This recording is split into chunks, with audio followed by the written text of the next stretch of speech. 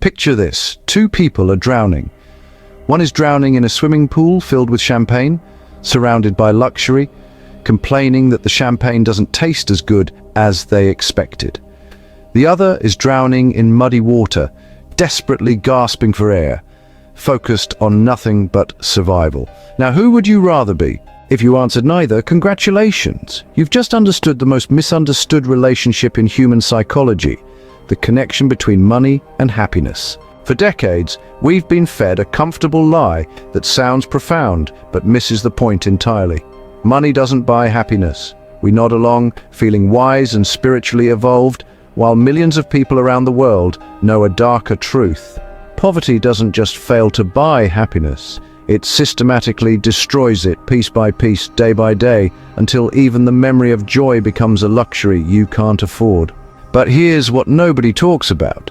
Both the rich person drowning in champagne and the poor person drowning in muddy water are missing something crucial about the nature of well-being, satisfaction, and what it actually means to live a good life. And until we understand the real relationship between money and happiness, we'll keep making the same mistakes that leave both billionaires and minimum wage workers feeling empty.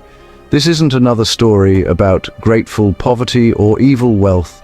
This is about understanding one of the most fundamental forces shaping your daily experience, your relationships, your dreams, and your capacity for contentment. Because whether you have too little money or too much, whether you're stressed about paying rent or stressed about managing investments, you're dealing with the same underlying question: what does it actually take to feel okay in this world? The answer will surprise you. It's not what the motivational speakers tell you. It's not what the financial advisors tell you. And it's definitely not what the people selling you courses on manifesting abundance tell you. The truth is both simpler and more complex than any of that. And once you understand it, everything changes. Let me tell you about Sarah and Marcus. Two people, two kitchens, two completely different relationships with money, but the same fundamental struggle with happiness. Sarah's kitchen has marble countertops, professional-grade appliances, and a view of the city skyline. She's a successful venture capitalist who makes more in a month than most people make in a year. But every morning, she stands in this beautiful kitchen, coffee cup in hand, staring out at the view, and feels nothing. Empty, like she's living someone else's life. She is everything she was told would make her happy. The corner office, the luxury apartment, the designer wardrobe, the investment portfolio that grows even while she sleeps. But success feels like wearing a beautiful coat that doesn't fit. The external markers are all there, but the internal experience is hollow. Sarah's biggest fear isn't failure. It's that she might already be successful, and this is all there is. She's climbed the mountain she was told to climb, reached the summit, and discovered that the view from the top looks remarkably like the valley she left behind, just with better lighting. 3,000 miles away, Marcus stands in his kitchen too. No marble here, just chipped formica counters and a refrigerator that hums too loudly. He's working two jobs: community college at night, sending money home to his mother while trying to save enough to move out of his studio apartment. His biggest fear is simpler and more immediate. What if he can't make rent this month? Marcus doesn't have the luxury of existential emptiness. His stress is concrete, measurable, urgent. He knows exactly what would make him happier right now. Enough money to stop choosing between groceries and textbooks, enough stability to sleep through the night without anxiety, enough security to think about the future instead of just surviving the present. But here's what's fascinating. Both Sarah and Marcus are struggling with the same fundamental issue. They've both been told a story about what money can and can't do for their well-being, and both stories are incomplete. Sarah was told that achievement would fulfill her, and it didn't. Marcus has been told that wanting financial security is shallow, that happiness comes from within, that money doesn't matter, all while living the daily reality that money absolutely does matter for basic human dignity.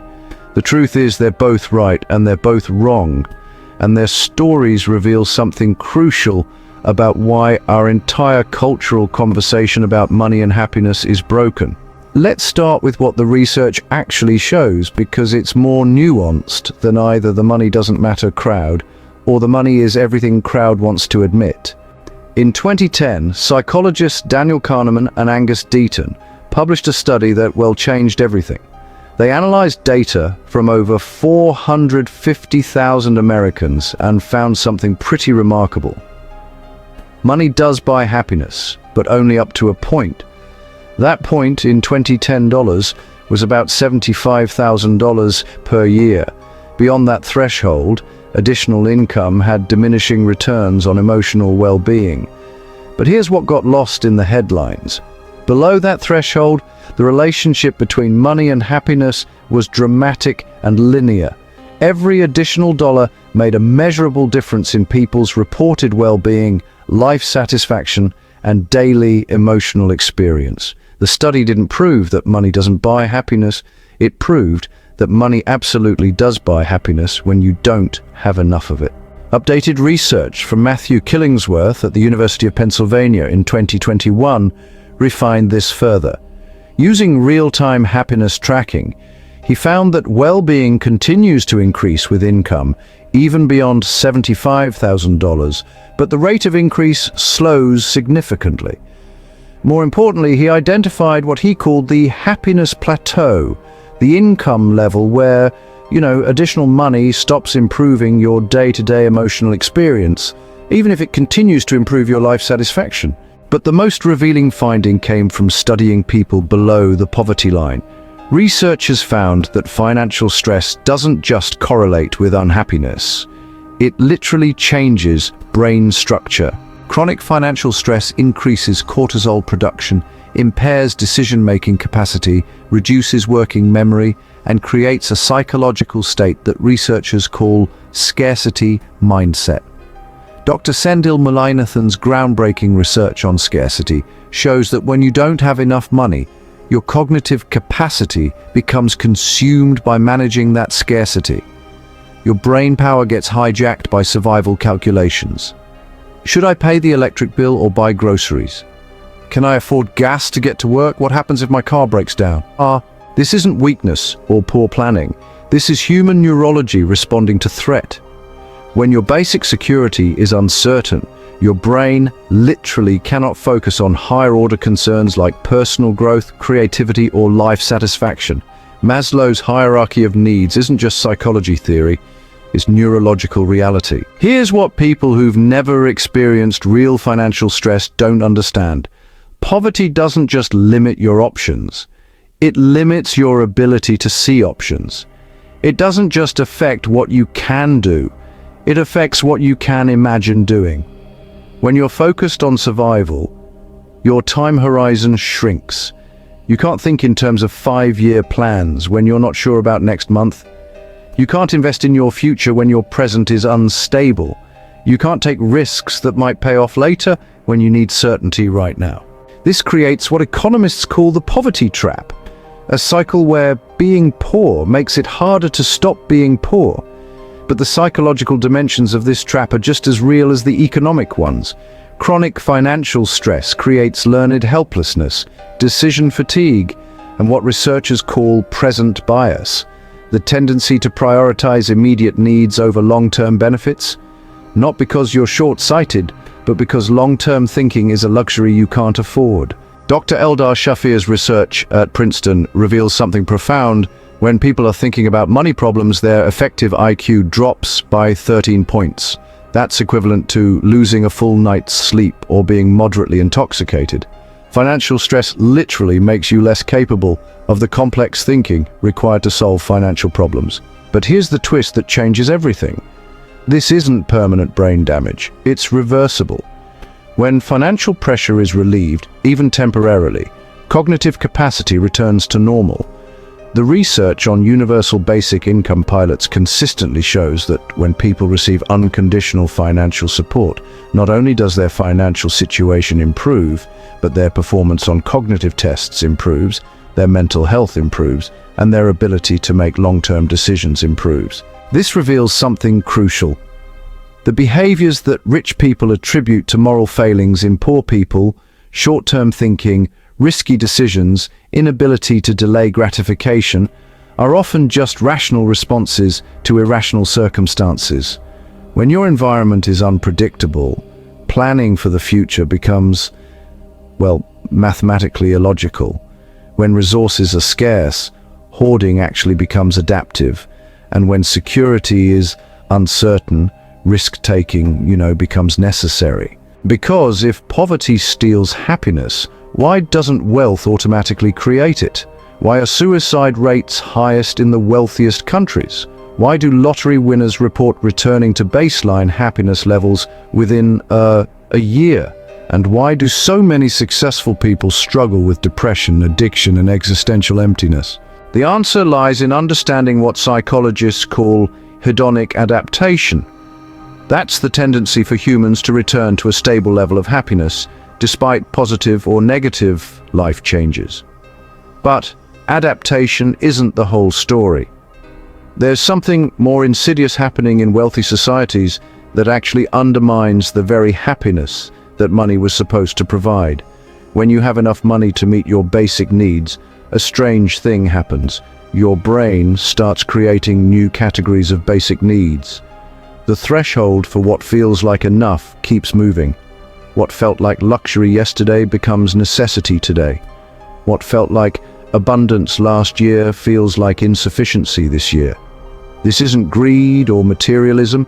This is a fundamental feature of human psychology called social comparison theory. Your happiness isn't determined by your absolute circumstances. It's determined by your relative circumstances compared to your reference group. And here's the cruel irony. The more money you have, the wealthier your reference group becomes, which means you're constantly comparing yourself to people who have even more. Dr. Robert Frank's research on positional goods reveals something fascinating. Once basic needs are met, most of what we spend money on isn't actually improving our lives. It's improving our relative status. We buy bigger houses not because we need more space, but because we need to feel successful.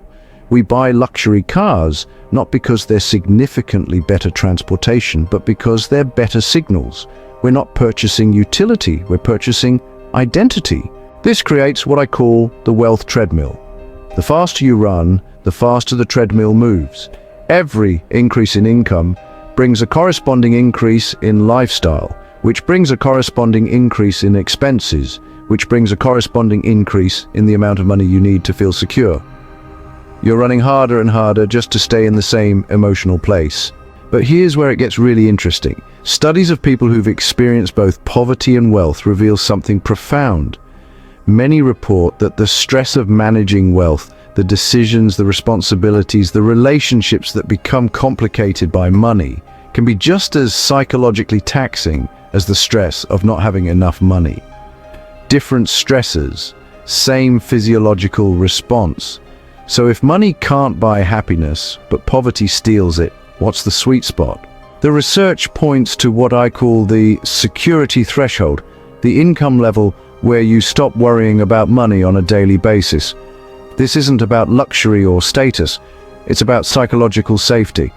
It's the point where you can pay your bills without anxiety, handle emergencies without panic, and make choices based on your preferences rather than your limitations.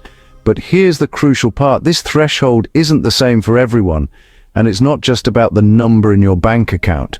It's about the relationship between your income and your needs, your income and your community, your income and your values. A teacher making $45,000 in a small town where houses cost $150,000 might feel more financially secure than a consultant making $150,000 in a city where houses cost $800,000. A minimalist who's genuinely satisfied with few possessions might reach security at a lower income than someone whose happiness depends on frequent travel or expensive hobbies. The security threshold isn't about reaching a specific number. It's about reaching a specific feeling. The feeling that money is a tool you use rather than a master you serve. Below this threshold, money controls your decisions. Above this threshold, you control your money. Dr. Elizabeth Dunn's research at the University of British Columbia reveals something fascinating about this threshold. People are remarkably bad at predicting where it is for themselves.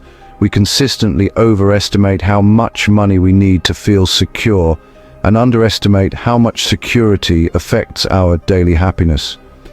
This miscalculation happens for a simple reason. When you don't have financial security, it's hard to imagine what psychological space opens up when you do. When you're not worried about rent, you have mental bandwidth for creativity. When you're not stressed about emergencies, you can be present in relationships. When you're not calculating every purchase, you can be spontaneous and generous. But the opposite is also true. When you've had financial security for a long time, it's easy to forget how much mental space financial stress consumes. Wealthy people often underestimate the psychological burden of poverty because they can't remember what it feels like to have your cognitive resources constantly diverted to survival calculations. Let's talk about something that economists rarely measure, but that might be the most important factor in the money-happiness equation: dignity. Poverty doesn't just limit your options, it systematically strips away your dignity. It forces you to ask for help when you'd rather be self-reliant. It makes you dependent on systems and people who may or may not respect your humanity. It puts you in positions where you have to smile and say thank you for treatment that you know isn't acceptable, simply because you can't afford to speak up. Dr. Matthew Desmond's research on eviction reveals how financial instability creates cascading dignity losses. When you're evicted, you don't just lose your home, you lose your community connections, your children's school stability, your employment reliability, your credit rating, and your sense of control over your own life. Each loss compounds the others, creating a spiral that's about much more than money. But dignity isn't just about avoiding the worst-case scenarios. It's about having enough resources to align your actions with your values. It's about being able to be generous when you want to be generous, to help others when they need help, to make choices based on what's right, rather than what's affordable. Consider the psychological difference between these two scenarios. You see a homeless person asking for money. In the first scenario, you want to help but genuinely can't afford to give anything without compromising your own basic needs. In the second scenario, you want to help and easily can afford to give something, but you choose not to for other reasons. Both people end up not giving money, but their internal experience is completely different. The first person feels constrained by circumstances beyond their control. The second person feels empowered by their ability to choose. That's the dignity difference that money provides. Not the ability to buy happiness, but the ability to act according to your values rather than your limitations. This is why studies consistently show that people report higher life satisfaction when they feel they have enough money, even if that enough varies dramatically between individuals. It's not about the absolute amount, it's about having sufficient resources to live according to your principles rather than constantly compromising them due to financial pressure. Now, let's examine what happens in your body and brain when money becomes a daily source of stress. Because this isn't just about feeling worried. Financial stress creates measurable physical changes that affect every aspect of your life. When you're chronically worried about money, your body produces elevated levels of cortisol, the stress hormone that's designed for short-term threats but becomes toxic when it's constantly elevated. Chronic cortisol exposure suppresses your immune system, disrupts your sleep, impairs your memory, and increases your risk of depression, anxiety, and cardiovascular disease. Dr. Lisa Berkman's research at Harvard shows that financial stress ages you at the cellular level. People who experience chronic financial strain show shorter telomeres, the protective caps on chromosomes that are associated with aging and disease risk. Financial stress literally shortens your life. But the psychological effects are even more profound. When you're constantly worried about money, your brain gets stuck in what researchers call threat detection mode. You become hypervigilant to potential problems, less able to notice opportunities, and less capable of the kind of creative, long-term thinking that could actually improve your situation. This creates a vicious cycle. Financial stress impairs your decision-making capacity, which leads to poorer financial decisions, which creates more financial stress. It's not that poor people make bad choices, it's that financial stress makes everyone make worse choices, and poor people are under financial stress more often. The research on children is particularly heartbreaking. Kids who grow up in financially unstable households show measurable differences in brain development, particularly in areas responsible for executive function and emotional regulation. They're more likely to struggle academically, not because they're less intelligent, but because their cognitive resources are being diverted to processing the chronic stress in their environment. But here's what's remarkable. These effects are reversible. Studies of families who receive stable financial support show improvements in children's academic performance, emotional regulation, and even physical health within months. Money doesn't just buy comfort. It buys the psychological safety necessary for human flourishing. Here's where the story gets more complex, because it's not just that poverty creates stress and wealth creates comfort.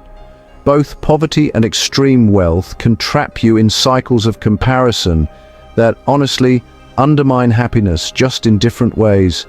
When you're poor, comparison is brutal and constant. Every purchase becomes a reminder of what you can't afford. Every social situation becomes a calculation of whether you can participate without embarrassing yourself. Every glimpse of how other people live becomes evidence of how far behind you are. Social media makes this exponentially worse. You're not just comparing yourself to your neighbors anymore. You're comparing yourself to everyone, everywhere, all the time. Your $15 an hour job looks, well, pathetic next to influencers making $15,000 per sponsored post. Your thrift store clothes look shabby next to fashion bloggers with unlimited shopping budgets. Your studio apartment looks cramped next to YouTubers giving tours of their dream homes. But wealthy people get trapped in comparison too, just at a higher level.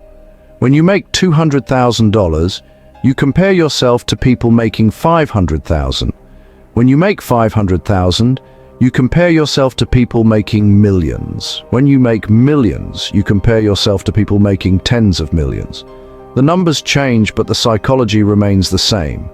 There's always someone with more, and that gap feels meaningful even when it's objectively irrelevant to your well-being. Dr. Thomas Gilovich's research at Cornell reveals something crucial about this dynamic. People adapt quickly to positive changes in their circumstances, but, they often struggle to appreciate their current level of wealth relative to their past selves. Instead, they compare their current wealth to their wealthiest peers. This means that even significant improvements in financial circumstances often fail to create lasting increases in happiness. It's why lottery winners return to baseline happiness levels, why raises often fail to create sustained satisfaction, and why people who achieve financial goals often immediately set higher financial goals. The hedonic treadmill isn't just about adaptation, it's about comparison. And comparison is a game where everyone loses, regardless of how much money they have. Ancient wisdom traditions understood something about money and happiness that, honestly, modern culture has forgotten. The relationship between what you have and how you feel isn't mathematical, it's philosophical. The Stoic philosophers of ancient Rome lived through some of the greatest wealth disparities in human history. Some Stoics were slaves, others were emperors. But they all arrived at the same insight. Your happiness depends not on what you have, but on your relationship to what you have. Seneca, who was one of the wealthiest men in Rome, wrote extensively about money and contentment. His insight was radical. It is not the man who has too little, but the man who craves more, who is poor. He understood that poverty isn't just about lacking resources. It's about lacking contentment with your current resources. But Seneca wasn't advocating for grateful acceptance of injustice. He was pointing to something deeper. The difference between wanting more and needing more. Wanting more can motivate positive change, drive innovation, and improve circumstances. Needing more creates suffering regardless of how much you actually have. The Buddhist concept of tanha, often translated as craving or thirst, captures this perfectly. Suffering comes not from not having what you want, but from being enslaved by your wanting. This doesn't mean you should eliminate all desires, but that you should examine the difference between authentic preferences and compulsive craving. Eastern philosophy offers the concept of santosha, contentment or satisfaction with what is. But santosha isn't passive resignation. It's active appreciation. It's the practice of finding richness in your current circumstances while still working to improve them. It's being grateful for what you have while still striving for what you want. The key insight from these traditions is that happiness comes from aligning your desires with your circumstances, not from constantly trying to align your circumstances with your desires. This doesn't mean you stop working to improve your situation. It means you stop making your current happiness contingent on future improvements. But let's address the elephant in the room. If money doesn't buy happiness beyond a certain point, why do people keep pursuing it? Why do wealthy people often work more hours, not fewer? Why does financial success often come at the cost of the very things that actually do contribute to happiness? Relationships, health, leisure, and meaning. The answer lies in understanding what psychologists call the time-money trade-off. In our current economic system, making more money usually requires trading more time. And time, unlike money, is genuinely finite. You can always make more money, but you can't make more time. Dr. Ashley Williams' research at Harvard Business School reveals something crucial. People who prioritize time over money report significantly higher levels of life satisfaction than those who prioritize money over time. But here's the catch. You need enough money to make this choice. Time affluence is a luxury that requires a certain level of financial security. This creates a cruel irony. The people who most need to prioritize time over money are often the people who can least afford to do so. When you're working multiple jobs to make ends meet, choosing time over money isn't wisdom, it's privilege you don't have. But even among people who could afford to work less, most don't. Why? Because somewhere along the way, we've confused our net worth with our self-worth. We've made money a scorecard for life success rather than a tool for life satisfaction. We've turned wealth accumulation into an identity rather than a strategy. The research shows that this confusion is particularly strong among high achievers. People who derive their sense of identity from their professional success often find it, psychologically impossible to reduce their income, even when that income has long since exceeded their actual needs. They're not working for money anymore, they're working for identity validation. This is why golden handcuffs are real. It's not just that high-paying jobs trap you with lifestyle inflation. They trap you with identity inflation. Your sense of who you are becomes tied to your salary, your title, your professional achievements. Stepping away from that income feels like stepping away from yourself. Let's examine something that's rarely discussed in conversations about money and happiness. The psychological burden of having significantly more resources than you need. Wealthy people face unique stressors that are invisible to those who've never experienced financial abundance. The stress of managing complex investments, the burden of making decisions that affect large amounts of money, the challenge of maintaining relationships when wealth creates power imbalances, the isolation that comes from knowing that people might be interested in your resources rather than your person. Dr. Brad Clontze's research on sudden wealth syndrome shows that people who acquire significant wealth quickly through inheritance, business success, or lottery winnings often experience anxiety, depression, and relationship problems. Not because money is inherently harmful, but because they haven't developed the psychological frameworks to handle the responsibility and complexity that comes with wealth. There's also what researchers call survivor guilt. The psychological discomfort that comes from having significantly more than others, especially when that advantage feels unearned or arbitrary. Many wealthy people struggle with questions like, do I deserve this? What gives me the right to have so much when others have so little? How do I enjoy my advantages without becoming disconnected from other people's reality? These aren't trivial concerns. Studies show that wealthy people often report feeling isolated, mistrusted, and burdened by the expectations that come with their financial status. They worry that people only want relationships with them for financial benefit. They struggle with imposter syndrome, wondering if they've really earned their success or just been lucky. They feel pressure to be grateful and happy all the time because they have everything. But perhaps the most significant burden of wealth is the responsibility it creates. When you have resources, you also have the power to help others, which means you're constantly faced with decisions about how to use that power. Every dollar you spend on yourself is a dollar you didn't spend helping someone else. This creates a moral complexity that people without wealth rarely have to navigate. Given all these complexities, what does the research reveal about the optimal relationship between money and happiness? Is there a sweet spot that maximizes well-being while minimizing the negative effects of both poverty and extreme wealth? Recent studies suggest that the ideal income for life satisfaction is higher than previously thought, somewhere between $105,000 and $500,000 per year, depending on location and lifestyle preferences. But more important than the specific number is what that income provides. Security without excess, comfort without luxury addiction, choice without choice paralysis. People in this range report the highest levels of life satisfaction because they have enough resources to align their lives with their values without being overwhelmed by the complexity of managing excessive wealth. They can be generous without it being financially significant. They can take calculated risks without risking basic security.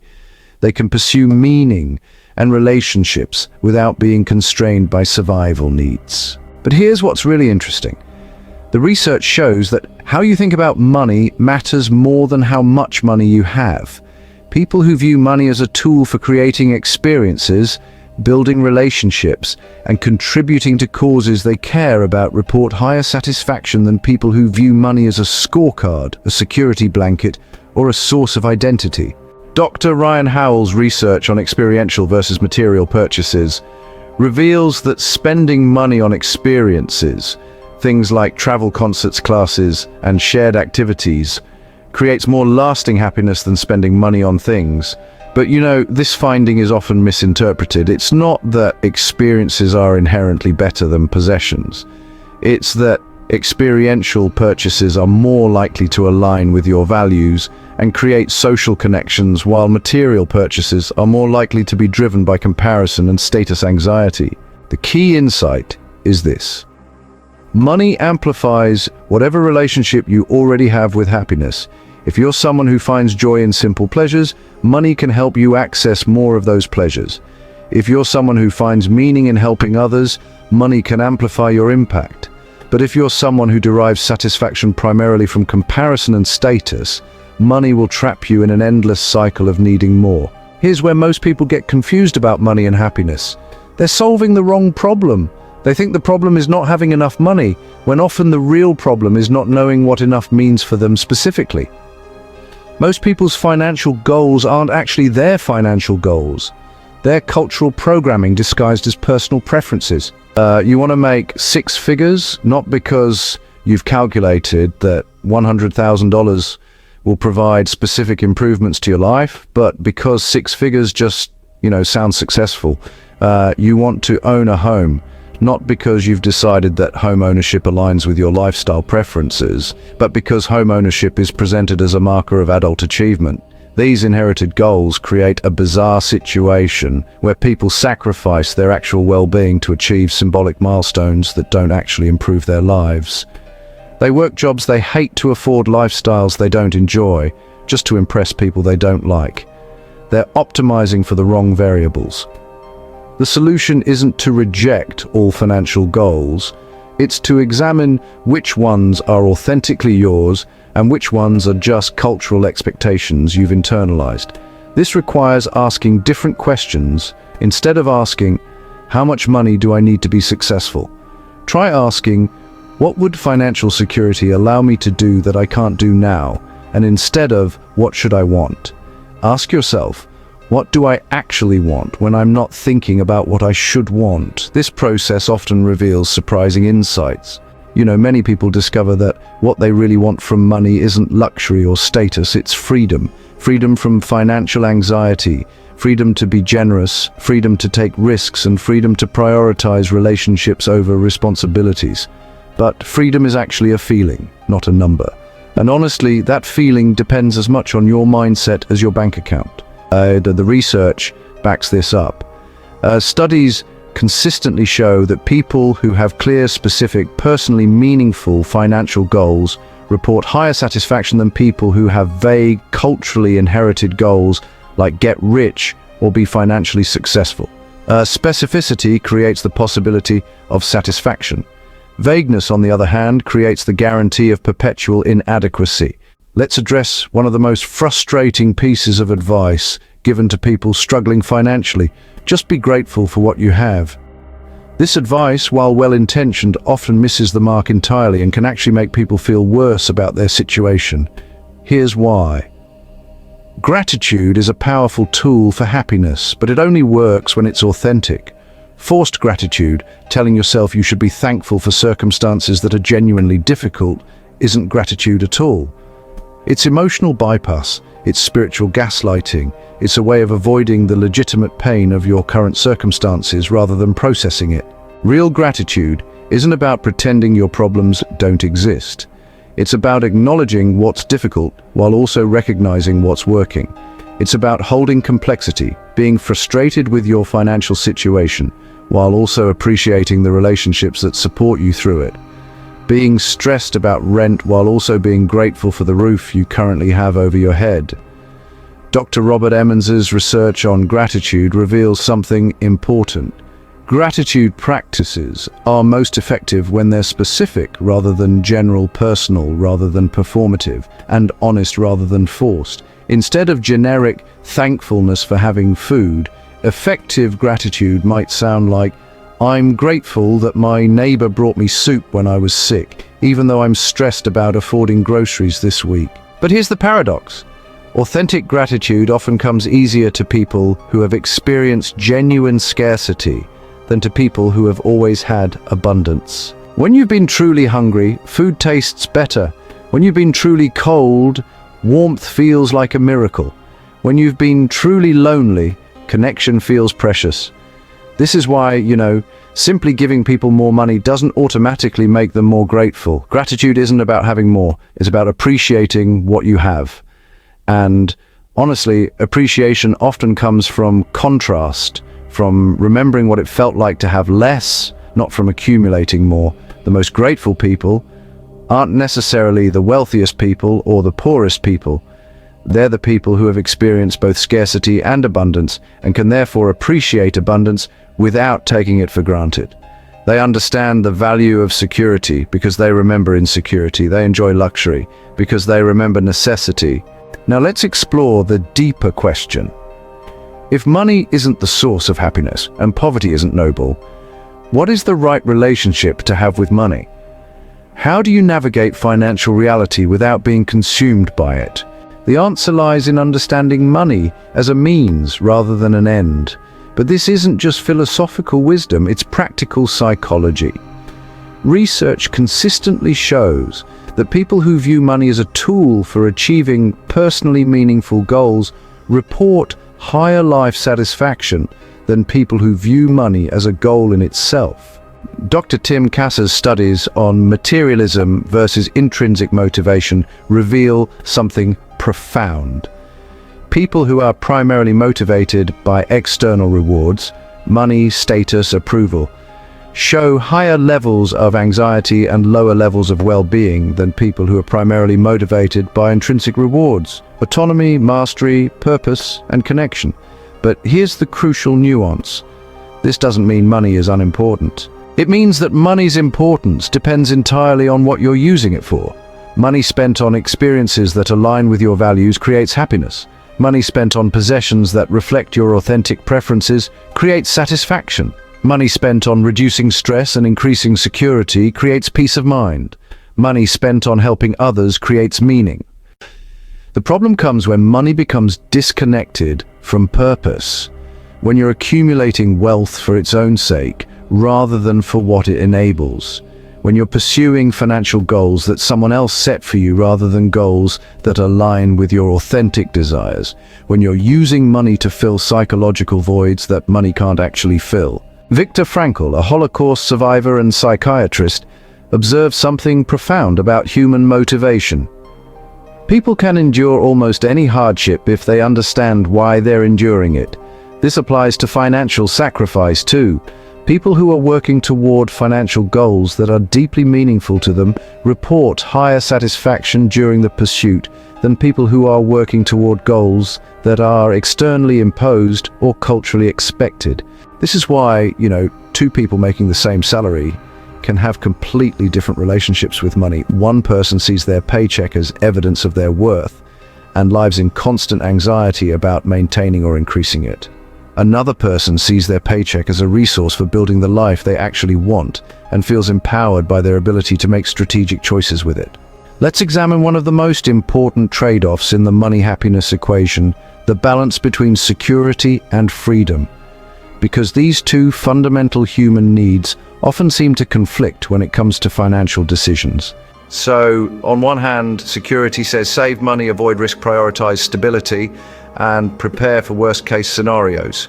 On the other hand, freedom says spend money on experiences, take calculated risks, prioritize flexibility, and invest in possibility rather than protection. Most people, feel really torn between these impulses, but interestingly, the research reveals that this conflict is often unnecessary. Dr. Hal Hershfield's studies on what he calls future self-continuity show that people who can vividly imagine their future selves actually make better financial decisions than people who, see their future selves as strangers. But the key isn't just thinking about the future, it's, thinking about the right aspects of the future. Security-focused thinking often imagines worst-case scenarios. What if I lose my job? What if I get sick? What if the economy crashes? This kind of thinking can, motivate responsible financial planning, but it can also create chronic anxiety that undermines present moment happiness. On the other hand, freedom-focused thinking imagines best-case scenarios. What if this investment pays off? What if this career change leads to something amazing? What if I take this risk and it works out? This kind of thinking can motivate exciting life changes, but it can also lead to reckless decisions that compromise long-term well-being. The most satisfied people aren't those who choose either security or freedom. They're those who find ways to have both. They create what researchers call flexible security, enough financial stability to handle uncertainty, combined with enough resources and mindset flexibility to take advantage of opportunities. This might look like having 6 months of expenses saved while also budgeting for experiential purchases. It might mean choosing a stable career that also offers growth potential. Or it might involve diversifying income sources to reduce risk while maintaining upside possibility. But here's what's crucial. The security-freedom balance isn't the same for everyone. Your optimal balance depends on your personality, life stage, values, and circumstances. Some people genuinely need more security to feel comfortable taking any risks.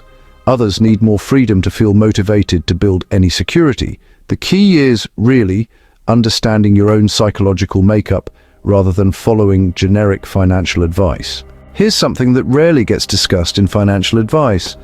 Money isn't just about your relationship with resources, it's about your relationships with people. Every financial decision affects not just your bank account, but your social connections, family dynamics, and community relationships. Think about how money shapes relationships in invisible ways. When you can't afford to join friends for dinner, you gradually get excluded from social circles. When you make significantly more than your friends, conversations become complicated by unspoken awareness of financial differences. When family members have very different financial circumstances, holidays and celebrations become exercises in navigating economic disparities. Dr. Sonia Lyubomirsky's research on social connection reveals that relationships are one of the strongest predictors of happiness, stronger than income, stronger than career success, stronger than most other factors we typically associate with well-being. But money affects your ability to build and maintain those relationships in ways that are often invisible until they're lost.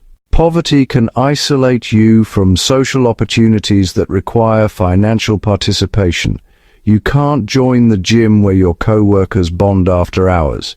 You can't afford the neighborhood where your kids' friends live. You can't participate in the activities that build community connections.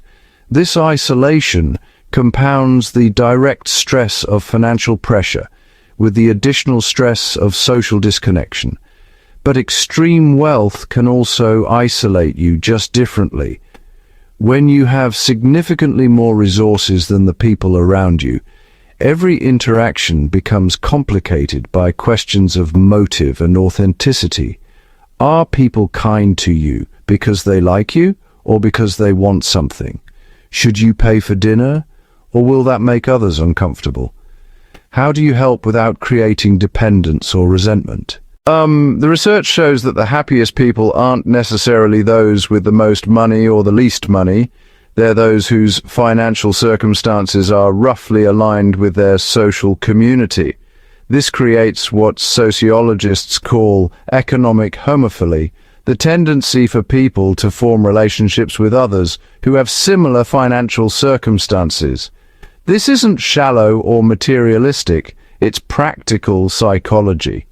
When people have similar resources, they can participate in similar activities, face similar challenges, and relate to each other's experiences without the complications that come from dramatic economic differences. Now let's examine one of the most counterintuitive findings in the psychology of money. Spending money on others creates more happiness than spending money on yourself. But, this finding is more complex than it first appears. And understanding the nuances reveals something really profound about human nature and financial well-being. Dr. Elizabeth Dunn's groundbreaking research on pro-social spending shows that people who spend money on others, whether through gifts, charity, or shared experiences, report higher levels of happiness than people who spend equivalent amounts on themselves. And interestingly, this effect holds across cultures, age groups, and income levels. But here's the crucial part. This effect only works when the pro-social spending is voluntary, meaningful, and affordable. Forced generosity, like pressure to contribute to office collections, doesn't create happiness. Meaningless generosity, like donating to causes you don't care about, doesn't create happiness. And unaffordable generosity, like giving money you genuinely need for your own basic security, doesn't create happiness. The happiness that comes from generosity isn't about self-sacrifice, it's about self-expression. When you give money to causes you care about, you're not just helping others, you're affirming your own values. When you buy gifts for people you love, you're not just being generous, you're strengthening relationships that matter to you. When you spend money on shared experiences, you're not just being social, you're investing in connections that enrich your life. This reveals something important about the relationship between money and meaning. Money spent in alignment with your values creates satisfaction, regardless of whether you're spending it on yourself or others.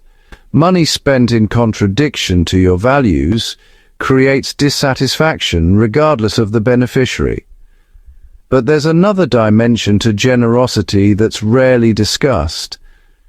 The psychological freedom that comes from having enough resources to help others. When you're struggling financially, every request for help becomes a source of guilt and stress. You want to contribute to the GoFundMe, support the charity, help the friend in need, but you genuinely can't afford to without compromising your own security. This creates what researchers call moral injury. The psychological damage that comes from being unable to act according to your values due to circumstances beyond your control. It's not just that poverty limits your options. It limits your ability to be the person you want to be in the world. Let's explore what might be the most important insight in the entire money happiness research. The ultimate luxury isn't things, it's time. More specifically, it's time freedom, the ability to choose how you spend your hours without being constrained by financial pressure. Dr. Cassie Holmes's research at UCLA reveals something profound. People who feel they have adequate time report significantly higher life satisfaction than people who feel time poor, regardless of their actual income level. But feeling time rich requires having enough money that you're not forced to trade every available hour for income. This is why the financial independence retire early movement has gained such traction among young professionals. It's not actually about retirement, it's about buying time freedom. It's about accumulating enough resources that work becomes optional, which paradoxically often makes work more meaningful and enjoyable. But you don't need millions of dollars to experience time freedom. You need enough financial cushion that you can occasionally say no to opportunities that pay well but drain your soul. You need enough security that you can take unpaid time off to care for family members. You need enough flexibility that you can prioritize relationships over responsibilities when it matters. The research shows that people dramatically underestimate how much happiness comes from time affluence and overestimate how much happiness comes from income increases. We're evolutionarily wired to notice resource accumulation, but time abundance is a modern luxury that our psychological systems aren't designed to recognize and appreciate. This creates a tragic irony. People often sacrifice their time freedom in pursuit of financial resources that are supposed to buy them more freedom later. They work longer hours to afford bigger houses that require more work to maintain. They take higher-paying jobs that are more stressful to pay for stress relief purchases. They optimize for income instead of optimizing for time, even though time is the truly scarce resource. The solution isn't necessarily to work less, it's to work more intentionally, to choose work that aligns with your values even if it pays less, to prioritize flexibility over salary when you have the choice, to recognize that time is the ultimate currency and every financial decision is actually a time decision in disguise. So how do you integrate all of this insight into a practical approach to money that maximizes well-being? How do you navigate the complexity of modern financial life while maintaining perspective on what actually matters?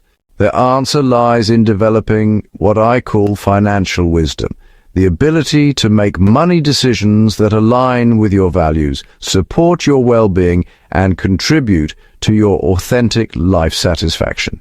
This isn't the same as financial literacy, which focuses on technical knowledge. Financial wisdom is about understanding the psychological and relational dimensions of money decisions. Financial wisdom starts with clarity about your authentic preferences rather than culturally inherited expectations. It means spending time figuring out what you actually want from money rather than what you think you should want. It means understanding your personal security threshold, the amount that makes you feel safe, without constantly moving that threshold upward as your income increases.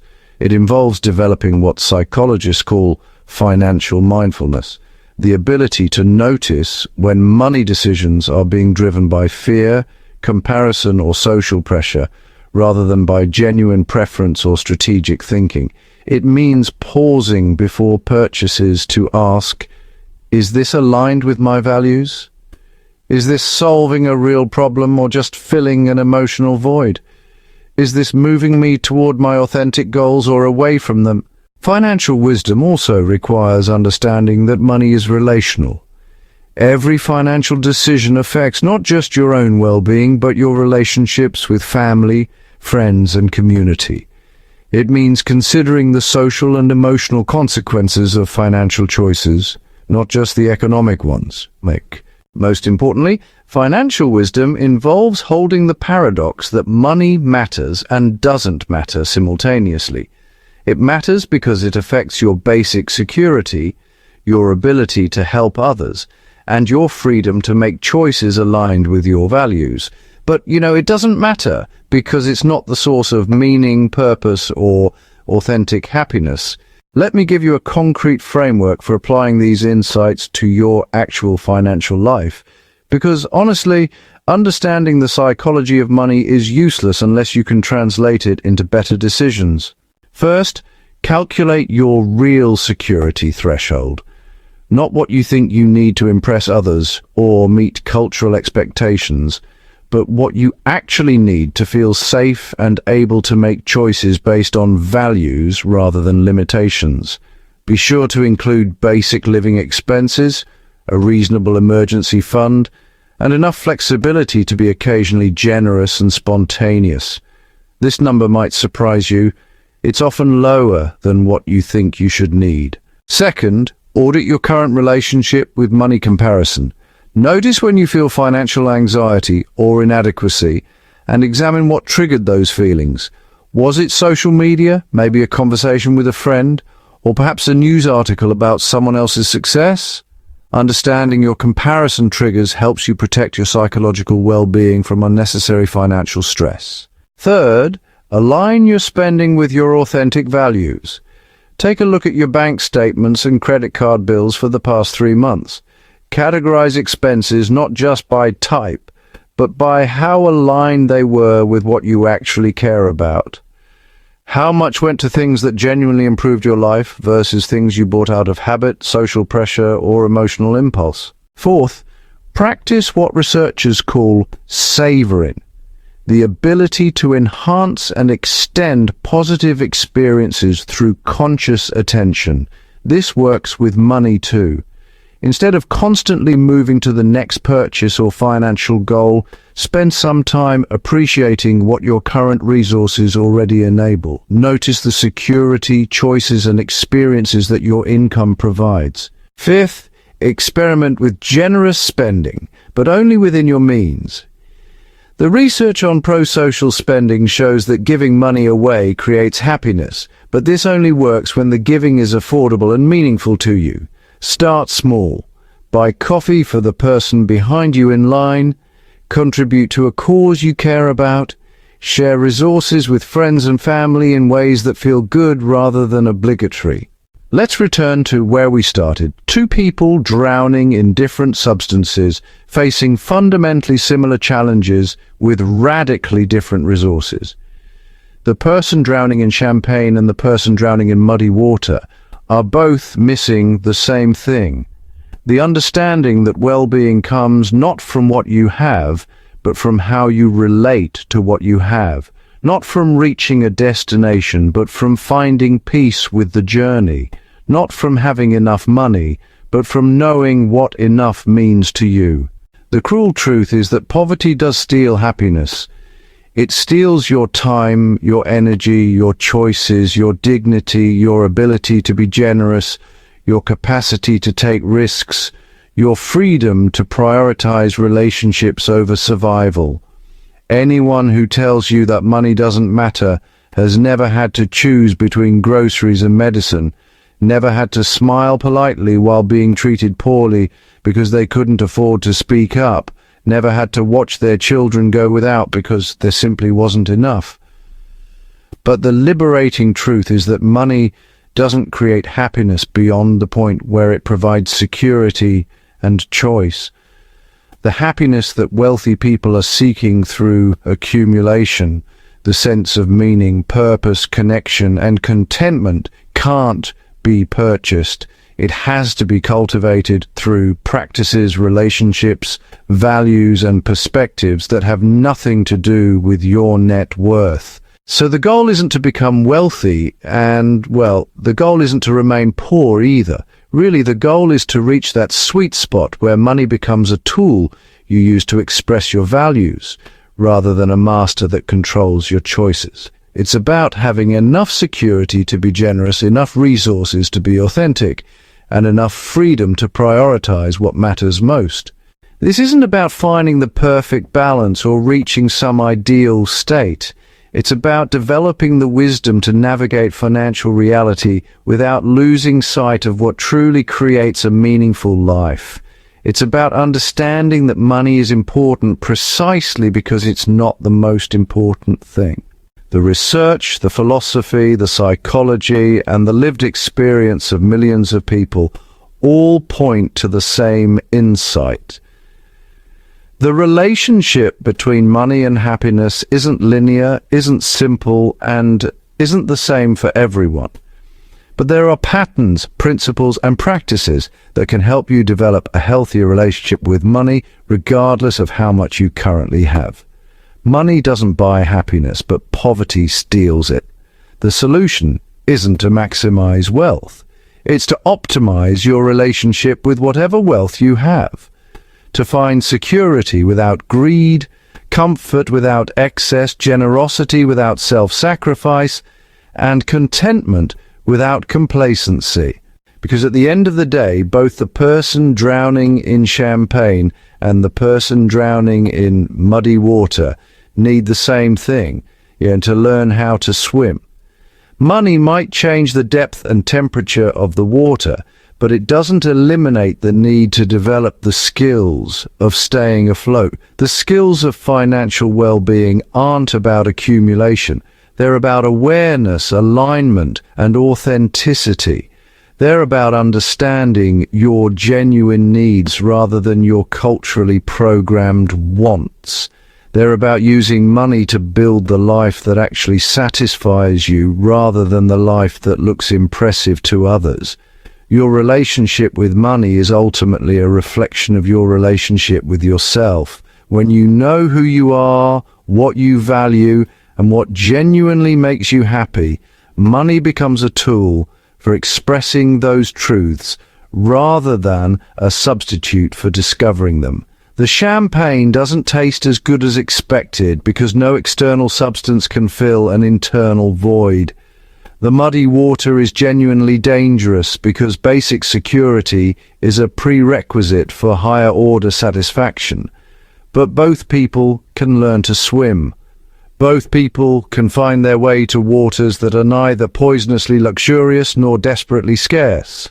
Both people can discover what it means to have enough. And enough, it turns out, is a feeling, not a number. It's the feeling that you have what you need to live according to your values, express your authentic self, maintain your relationships, and contribute to something larger than yourself. It's the feeling that money serves your life rather than controlling it. That feeling, that sense of enough, might be the most valuable thing you can cultivate. And the beautiful irony is that it doesn't cost a thing.